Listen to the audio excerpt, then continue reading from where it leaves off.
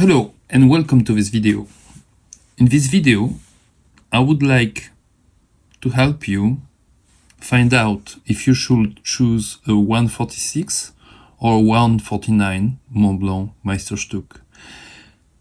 If you're looking for a Montblanc, this question comes often because I was myself in front of that question and I really didn't know. It was around 10-11 years ago. I was in a shop and I was shown at it was at the Harrods in London, and it was also, I think it was 2015, and the model that was available there was the 90 years edition of the Montblanc Meisterstuck 149, and it was really appealing, but I have chosen not to buy it.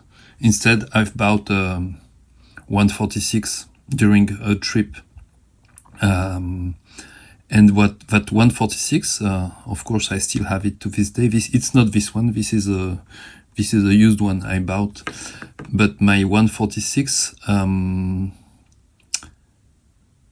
I think I've used it more than I would have used the 149. But only because back then I was still a beginner. So the main difference of the one from the 149 and 146 is the size, of course. So let's just see those two pens opened one next to each other, and you can see there is quite a difference in the size of the grip and of course of the nib. So it's purely a question of how big are your hands. Not only, but if you have big hands, you can still use the 146. It's already a pretty hefty pen. It's not a small pen. It's a, let's say, middle-sized pen. But if you have big hands, you will for sure favor the 149. The best thing to do is to go in a Montblanc boutique and just try them out. I don't know if all the boutiques still have the two series available to try out, but you can ask. And the main thing is, when you take it in your hand, you can see how much of a gap I have here. So I will just demonstrate this quickly. And here, this one, my hands, my fingers are almost touching. So the grip size of the 146 and the 149 are 10.75 millimeters for the 146 and 12.5 millimeters for the 149. There is a 1.75 millimeter difference between one and the other, and it seems small, but it's a big one. I think this is like it's like some pens have a sweet spot. Some things have a sweet spot, like it's just the right size. And in most of the cases, I think the 146 for the general population will be more fitted. Like maybe, let's say, maybe 80-90% of people will be comfortable with the 146, and maybe only 40-50% will be comfortable with the 149. I'm making those numbers up, but this is my own feeling and also the experience and what people talked around. So if you really cannot try physically a 149 and a 146, I would really begin with a 146, if I can give that advice as now an experienced user of fountain pens. It's been 11 years I'm doing this. I wrote with a fountain pen when I was at school with a Parker, and I'm in love with Parkers just because I began with a Parker. And I also love Watermans. It's a brand also that was very present around school, and when you go to find a fountain pen.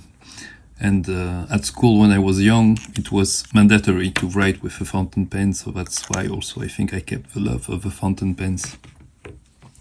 So if you don't have possibility to try them out, which will be the first thing to do to help you to choose, and if you don't have like especially big hands, I will go with the 146. And also I think it's better, you know, to begin with this one, and then you can grow to the other one. I actually have 4 or 5, I even don't know, I have 4 or 5 149s, and I have 2 146s, and I like them both. It's just a little different experience. 146 is a smaller pen, and it's just more agile. It's a more well around. It's just a more practical pen in some way. The 149, for example, has this big nib, and you already have a little bit more distance from the paper. It's just a little big, like it's like a, you know, this is like a Class S Mercedes, and this is like a, I don't know, sports car, or family car, or sedan, a normal car. So go with the one you like the most. I'm giving you just my own experience and advice, and it's through my own mistakes that I've made that I found out what I'm using now. For example, I wasn't aware I was in love so much with the extra fine nibs. It took me maybe 2-3 years to understand that, and those things, you know, sometimes you buy pens that then you're not gonna use, so it's better to have from the beginning to have a little advice from someone, especially those pens when you buy them new. Now I think the 146 cost around 850 euros, and the 149 isn't it 1,000 euro now, 950 or 1,000 euro, I don't remember. The prices have risen 2 times recently. I think because of the gold prices, as they rose up, the pens also rose up. So yeah, all the best for your own choosing, and I would be delighted if you left a comment to let me know what you've chosen, or maybe your past experience. Maybe you already have one or the other or both. So just let me know, and I talk to you on the next video. Thank you for listening and watching.